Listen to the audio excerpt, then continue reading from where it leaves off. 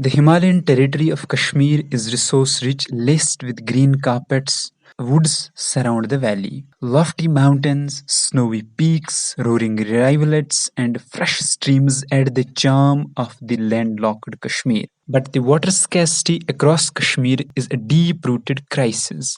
River Jhelum, which used to be the prime source of water, has reduced its carrying capacity. Experts believe that the dramatic change in climatic conditions is responsible for depleting water resources. I talked to Kashmir's top environmental lawyer, Nadeem Qadri, to know the cause and concern. Fundamentally, the conflict has not allowed international researchers to access certain data from the grassroots level so that they could have kept those data points, and that could have helped them to understand that how is the water scenario changing its dynamics when the whole world is talking about climate change.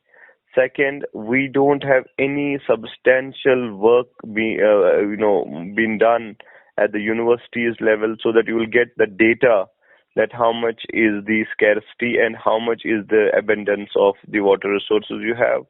Third, the government lacks the concretization of the data because they don't have anything when it comes to how much is the water scarcity and what are the principal objectives government must follow to give clean drinking water to the people. Nadeem, you just mentioned that we are not able to get assistance from the international community or a global community because of the conflict. Is conflict the hindrance here?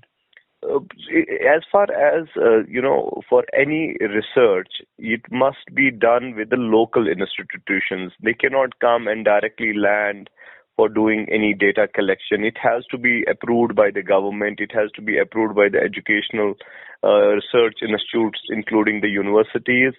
There is a problem where the government has been reluctant most of the time not to allow foreign people to go into those wildernesses where they could have collected the data points. See, what actually data point mean is that you're monitoring that how much Kolai glacier has melted from last so many years. You have only one professor, Professor Shakil Ramshu in Kashmir University, who holds a degree of a data with himself, and he can tell you that how much Kolai has shrinked, how much Thajwas glacier has shrinked, how much the other glaciers around in Valley of Kashmir have shrinked. So that means we have a very limited access to that data, which is ultimately creating a problem at a policy making level. For the first time, 6 men lost lives in Kashmir in search of water. 2 months ago, the young boys were digging well and all of them died due to asphyxiation in a water-deficient Ramhal belt of Kupwara. I witnessed mayhem at Warsun village, women wailing and men mourning.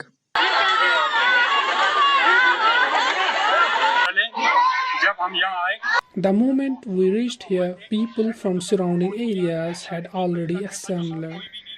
We called both police and health officials, but none of them turned up immediately. The angry locals accused that the death of 6 precious lives has failed to ring the alarm bells in the concerned quarters of the administration. According to the detailed project report I accessed from one of the officials, the cost of the water supply scheme meant for the concerned Milyal block is 42 lakh Indian rupees, which amounts to 57,433 US dollars. The work on this water supply scheme was supposed to be completed by year end 2021, but nothing substantial has happened so far. The women folk have to struggle for getting potable water in earthen pots. It causes great inconvenience and remains a risk of accidental falls in rough weather conditions. How can global community help?